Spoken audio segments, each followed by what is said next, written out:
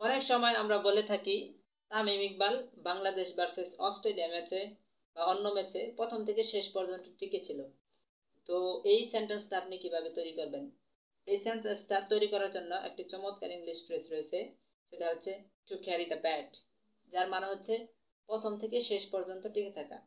এটা সাধারণত ওপেনারদের ক্ষেত্রে ব্যবহৃত হয়। তাহলে আমরা সেন্টেন্স মেক করি। Tamim Iqbal carry the bat in Bangladesh versus Australia match today. Bangladesh versus Australia ম্যাচে আজকে তামিম ইকবাল প্রথম থেকে শেষ পর্যন্ত টিকে ছিল। এছাড়াও আপনি অন্য আরেকজনকে দিয়ে বলেন Liton Das is carry the bat in Bangladesh versus Australia match today. পরবর্তী ফ্রেজটি হচ্ছে উইদাউট লস, যার মানে হচ্ছে বিনা উইকেটে। দেখবেন অনেক সময় ভাষ্যকার বলে থাকে 4 ওভার চলে গেছে, বাংলাদেশের রান হচ্ছে 40 বিনা উইকেটে। তো এই সেন্টেন্সটি আপনি কিভাবে তৈরি করবেন? এই সেন্টেন্সটি তৈরি করতে হলে আপনাকে বলতে হবে 4 overs gone, Bangladesh is 40 without loss, অথবা 5 overs gone, Bangladesh is 50 without loss. এইভাবে আপনাকে বলতে হবে। পরবর্তী ফ্রেজটি হচ্ছে off the mark. So off the mark ফ্রেজটি কোথায় ব্যবহৃত হয়? দেখবেন ভাষ্যকার যখন ব্যাটসম্যান রানের খাতা খুলে তখন ভাষ্যকার বলে off the mark, Tamim Iqbal is off the mark, Liton Das is off the mark, Mahmudullah Riyad is off the mark, Mushfiqur Rahim is off the mark. So আপনি এইভাবে প্র্যাকটিস করবেন, Mahmudullah Riyad is off the mark. পরবর্তী ফ্রেজটি হচ্ছে off to. So off to ফ্রেজটি কোনো জায়গায় যাওয়ার ক্ষেত্রে ব্যবহৃত হয়।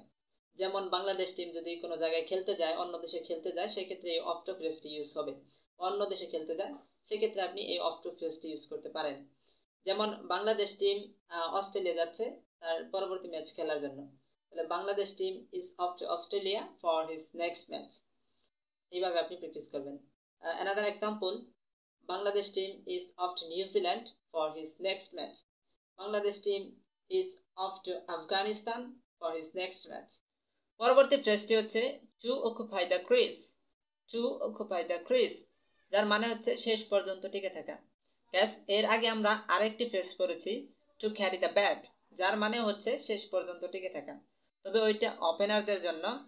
এখানে যদি কোনো প্লেয়ার প্রথম থেকে শেষ পর্যন্ত টিকে থাকে এবং আস্তে আস্তে রান করে, সেক্ষেত্রে আপনি টু অকুপাই দ্য ক্রিজ ফ্রেজটি ইউজ করবেন। চলেন আমরা একটা উদাহরণের মাধ্যমে বিষয়টা ক্লিয়ার হই। Bangladesh has won the match today, but Mahmudullah Riyad occupied the crease. Bangladesh has won the match today, but Mushfiqur Rahim occupied the crease. এইভাবে আপনি আরো সেন্টেন্স মেক করবেন।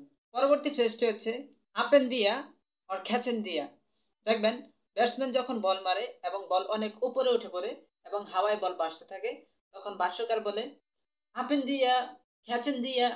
যখন ফাইনালি প্লেয়ার বল ধরে ফেলে তখন ভাষ্যকার বলে it's gone, wicket gone, it's out. পরবর্তী ওয়ার্ডটি হচ্ছে bottom hand and top hand. Bottom hand and top hand কি এখন আমি আপনাদেরকে দেখাবো। ধরেন এটা একটা ব্যাট, যদিও এটা একটা ব্যাট না, তারপরে ধরেন একটা ব্যাট এই মুহূর্তের জন্য, এবং এই ব্যাটের যে এই অংশটুকু রয়েছে এটা হচ্ছে হাতল। এই হাতল এর গোড়ার অংশটুকুকে বলা হয় বটম হ্যান্ড, এবং যে উপরের অংশটুকু রয়েছে এটাকে বলা হয় টপ হ্যান্ড। তাহলে গোড়ার অংশটুকু হচ্ছে বটম হ্যান্ড, উপরের অংশটুকু হচ্ছে টপ হ্যান্ড। এই গোড়ার অংশে লেগে অনেক সময় বল উপরে উঠে যায়, ক্যাচ উঠে যায়, আবার উপরের অংশে লেগেও টপ হ্যান্ডে লেগেও অনেক সময় ক্যাচ উঠে যায়, আউট হয়ে যায় ব্যাটসম্যান। সো এখন থেকে এই গোড়ার অংশটুকুকে বলবেন বটম হ্যান্ড এবং top hand. Hey guys, that's all today. I think this class was amazing for you. If you think this class is very interesting for you and if you like that, please don't forget to subscribe this YouTube channel and share with your friends. And if you share it, many people will learn English easily. So that's all today. See you next class. Bye for now. Okay? Bye bye.